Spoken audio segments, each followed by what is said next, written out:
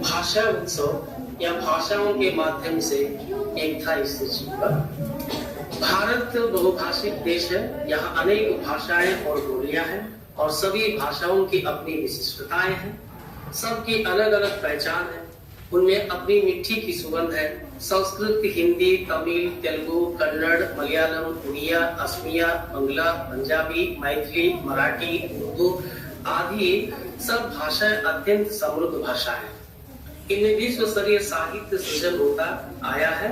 ये भाषाएं हमारी गौरवशाली ज्ञान परंपरा को दुनिया के सम्मुख लाती है। इन पर हर भारतीय को अवश्य गर्व महसूस होना चाहिए। अपनी भाषा पर गर्व करने का अर्थ है अपनी सनातन संस्कृति पर गर्व करना, क्योंकि भाषाएं संस्कृति का संवहन करती है। भारतीय भाषाओं की समृद्धि, उनमें सृजित ज्ञान संपदा विलक्षण है। दुनिया के लिए ईर्ष्या का विषय है।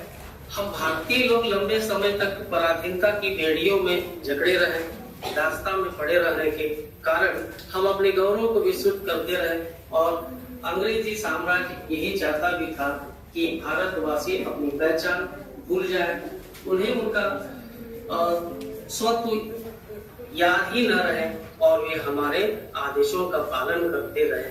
इसलिए उन्होंने सबसे पहले सुनियोजित षड्यंत्र करते हुए हमारी पारंपरिक शिक्षा प्रणाली को क्षति पहुंचाने का काम किया है और इस क्रम में अध्ययन अध्यापन की भाषा के रूप में भारत की भाषाओं को बाहर कर दिया और अंग्रेजी ला दी गई। धीरे धीरे हम भारतीयों का मन औपनिवेशिक मन हो गया। हमारा स्वाभिमान प्रभावित हुआ। मौलिक चिंतन करने वाला देश और उसके निवासी पश्चिम का अंधानुकरण करने लगे। औपनिवेशिक सत्ता के स्वार्थवश देशी भाषाओं, भारतीय शिक्षा पद्धति का बहुत नुकसान किया।